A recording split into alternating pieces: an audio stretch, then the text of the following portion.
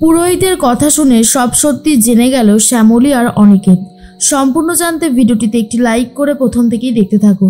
গল্পের শুরুতেই দেখা যায় অনিকেত আর শ্যামলী দুজন মিলে চলে গেছে হসপিটালে সমস্ত খবর জানার জন্য। ডাক্তারবাবু কোনোভাবেই মুখ খুলতে চায় না যে দীপক সুরেন আদৌ বেঁচে আছে নাকি সে মরে গেছে। এর মধ্যেই শ্যামলী বলে, স্যার আপনি ওকে অ্যারেস্ট করে থানায় নিয়ে চলুন, তারপরে সমস্ত সত্যি বলে দেবে। আর তখন অনিকেত বুঝে যায় শ্যামলী একটা ছোট্ট নাটক করতে শুরু করে দিয়েছে। ডক্টরের সামনে শ্যামলী নিজেদেরকে পুলিশ অফিসার বলে দাবি করতে থাকে। তখনই অনিকেত বলে, ঠিকই বলেছ শ্যামলী, চলো তোমাকে নিয়েই যাই, তারপরে আচ্ছা মতন ধোলাই দিয়ে মুখ থেকে সমস্ত কথাগুলো বার করব। ডাক্তারবাবু বলে, না না স্যার, আমাকে ছেড়ে দিন, দয়া করে আমাকে নিয়ে যাবে না, আমার কথাটা একবার শুনুন। অনিকেত তখন বলে, কি কথা শুনবো? না না, মানে আমি তো এটাই বুঝতে পারছি না যে আমি কি কথা শুনবো। আর ঠিক সেই মুহূর্তে ডাক্তারবাবু বলে, আসলে অলোক সুরেনের ভাই আর কি দীপক সুরেন এখানে এসেছিল, কিন্তু তারপরে কি হয়েছে না হয়েছে আমি কিছুই জানি না। এটা শোনার পর শ্যামলী বলে, আপনি সবটাই জানেন কিন্তু মুখ ফুটে বলছেন না, ঠিক আছে আমরা আপনাকে এখান থেকে নিয়ে যাব।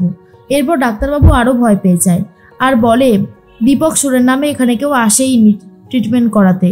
অনিকেত বলে, একবার বলছেন এসেছে, একবার বলছে আসেনি, মানেটা কি? হ্যাঁ আপনি কি করতে চাইছেন? আপনার কোনো কথাই তো বুঝতে পারছি না।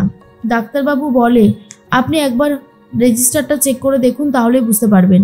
এরপরেই হসপিটালে যে রেজিস্টার নোটটা ছিল সেটাই সার্চ করতে শুরু করে অনিকেত। আর তখনই রমেনবাবু বলে, এনারা কারা? এনাদেরকে এইরকমভাবে রেজিস্টার চেক করতে দিচ্ছেন কেন?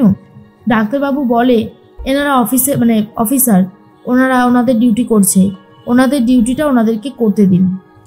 তখন আর কোনো কিছু বলতে পারে না রমেনবাবু।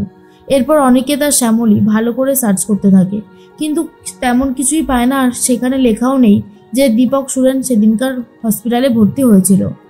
অনিকেত বলে, বুঝতে পারলেন তাহলে? যাই হোক চলুন তারপরে বাইরে গিয়ে বলছি। অনিকেত শ্যামলীকে বলে, দীপক সুরেন হসপিটালে ভর্তি হয়নি। শ্যামলী তখন বলে, সেটাই তো সব থেকে ডাউটের বিষয়, তাহলে দীপক সুরেন কোথায় গেল আর কিভাবেই বা ট্রিটমেন্ট করালো? সবই তো বোঝার বাইরে হয়ে যাচ্ছে, কিছুই তো বুঝে উঠতে পারছি না স্যার। অনিকেত তখন বলে, হ্যাঁ সেটা অবশ্য আপনি ঠিকই বলেছেন, আমিও বুঝতে পারছি না ব্যাপারটা কি হচ্ছে। তার মধ্যে কৌশিক আর ছোটু চলে এসেছে। কৌশিক এসে বলে, শ্যামলী কোনো কিছু জানা গেল? শ্যামলী বলে, সেরকম কিছু জানা গেল না, তবে এটা জানা গেল দীপক সুরেন সেদিনকার এখানে ট্রিটমেন্ট করাতে আসেইনি।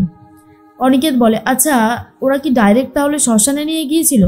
আচ্ছা এখানে আশেপাশে কোনো শ্মশান আছে? কৌশিক বলে, সে তো আছে, তবে এখন তো নতুন শ্মশান হয়ে গেছে, চুল্লিতে পোড়ায়, আর আগে যেরকম কাঠে পোড়াতো সেই রকমটা তো আছে কিন্তু বন্ধ হয়ে গেছে, চলুন যদি কোনো কাজে লাগে। অনিকেত আর শ্যামলী চলে এসেছে সেখানে, লোক নেই জোর নেই কিছুই নেই। শ্যামলী আর অনিকেত এখান থেকে কিভাবে খবর পাবে কিছুই বুঝে উঠতে পারছিল না। অনিকেত বলে, শ্যামলী এখানে কোনো কিছুই খবর পাওয়া যাবে না বলে মনে হচ্ছে। শ্যামলী তখন বলে, মহেশ্বর এত দূর আসলাম শুধুমাত্র খবরের জন্য, কিছুই কি জানতে পারবো না মহেশ্বর? কিছু একটা বলো, আমি কি করি বলো তো? এর মধ্যে অন্যদিকে দেখা যায় অহনা আর অরুণাভ দুজন মিলে আসছে দীপক সুরেনের ভাই অলোক সুরেনের সাথে কথা বলবে বলে। অলোক সুরেনকে আরও তাতিয়ে দেবে, বলে দেবে যে মন্দার আমাদের জোড়াবাড়িতে রয়েছে আর মন্দারকে সাহায্য করছে শ্যামলী আর অনিকেত। অহনা তখন বলে, কি ব্যাপার বলো তো অরুণাভদা, তুমি অনিকেতের নামটা বারবার বলছো কেন? বলছি তো অনিকেতের কোনো ক্ষতি করবে না, ও তো কোনো দোষ করেনি, দোষ যা করার করেছে শ্যামলী, তাই শ্যামলী শাস্তি পাবে, বুঝতে পেরেছো তো? অরুণাভ বলে, আরে হ্যাঁ হ্যাঁ বুঝতে পেরেছি, তুমি এসব নিয়ে ভেবো না, আমি সবটা সামলে নেব। অহনা বলে, সামনে নিতে পারলেই ভালো। তার মধ্যেই শ্যামলী চলেই যাচ্ছিল, কিন্তু হঠাৎ করে ঘন্টার আওয়াজ পায়। শ্যামলী তখন বলে, ঘন্টার আওয়াজ কোথা থেকে আসছে? কৌশিক বলে, কেন আমাদের পুরোহিত মশাই মন্দিরে পুজো করছে হয়তো।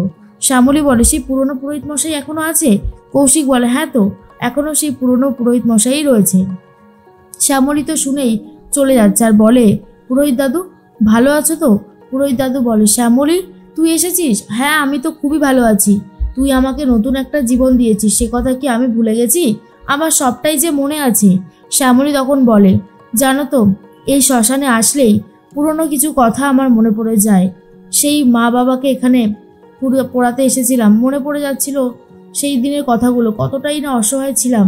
কিন্তু সময় সব কিছুই পাল্টে দেয়। পুরোহিত দাদু, তুমি আমাকে একটা সাহায্য করবে? পুরোহিত দাদু বলে, কেন করব না, বল কি চাই। এরপর শ্যামলী বলে, আচ্ছা 3-4 মাস আগে কি এখানে কেউ পোড়াতে এসেছিল কাউকে? তখনই পুরোহিত দাদু বলে, সেরকম তো কেউ আসে না এখন আর, নতুন শ্মশান হয়ে যাওয়ার পর সেরকম কেউই আসে না। কিন্তু শ্যামলীর খুব একটা বিশ্বাস হয় না। শ্যামলী তখন বলে, ঠিক করে বলো না পুরোহিত দাদু, মনে করে বলো, এখানে কি কেউ এসেছিল? এর মধ্যেই পুরোহিত দাদু বলে, না রে শ্যামলী, এখানে কেউ আসেনি।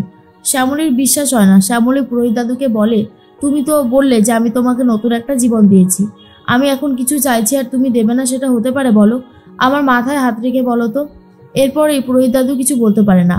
শ্যামলী বলে যে, এবারে তুমি তোমার মায়ের পায়ে হাত রেখে বলো সব কিছু ঠিক আছে কিনা, তুমি যেটা বলছো সেটা সত্যি কিনা। পুরোহিত মশাই বলে, মায়ের পা ছুঁয়ে আমি কি করে মিথ্যে বলবো শ্যামলী, আসলে আমার খুব ভয় লাগছে। অনিকেত বলে, আপনি ভয় পাবেন না, আপনার মনের মধ্যে যা আছে আপনি সবটাই বলুন, আমি আপনাকে সাহায্য করব, যতটা যা পারি সেভাবেই আপনাকে সাহায্য করব, শুধু আপনি বলুন আপনি কি দেখেছেন। এরপর পুরোহিত দাদু বলে, সেদিনকার আমি তো ছিলাম এই মন্দিরে, হঠাৎ করে কিছু যুবক আসলো, এসে একটা কুশপুতুল বানালো আর সেটা পুড়িয়ে দিল, নিজেরাই পুড়িয়ে দিল আর রটিয়ে দিল দীপক সুরেন নাকি মারা গেছে। দীপক সুরেন মারা গেলে তো আমি খুব খুশি হতাম, কিন্তু জানি না ও সত্যি সত্যি মারা গেছে কিনা। শ্যামলী আর অনিকেতের কাছে অনেক ধারণাই স্পষ্ট হয়ে যায় যে দীপক সুরেন মারা যায়নি, দীপক সুরেনের নামে মিথ্যা রটানো হয়েছে। অন্যদিকে অহনা আর অরুণাভ দুজন মিলে চলে এসেছে অলোক সুরেনের সাথে কথা বলতে। অলোক সুরেন তার দাদাকে জিজ্ঞেস করে, কথা বলাটা কি ঠিক হবে?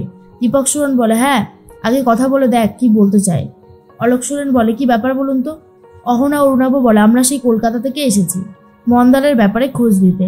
মন্দার তো আমাদের কলকাতায় জোড়াবাড়িতে রয়েছে, আর মন্দারকে সেভ করে রাখতে চাইছে শ্যামলী।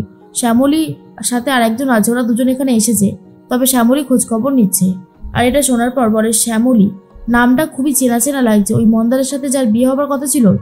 তখনই অরুণাভ বলে, হ্যাঁ তো, ওই শ্যামলী উঠে পড়ে লেগেছে মন্দারকে বাঁচানোর জন্য, ওরা তো এখানে এসেছে।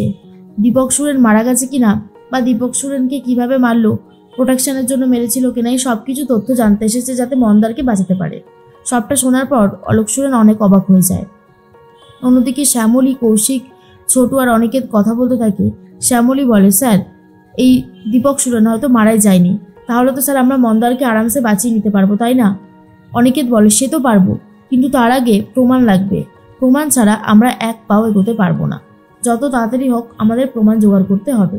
শ্যামলী বলে, একদম ঠিক কথা বলেছেন স্যার, যত তাড়াতাড়ি পারবো প্রমাণ লাগবে, আর তারপরেই আমরা বাঁচিয়ে দিতে পারবো মন্দারকে। আর এটা শোনার পর অনিকেত বলে, একদম ঠিক বলেছেন শ্যামলী।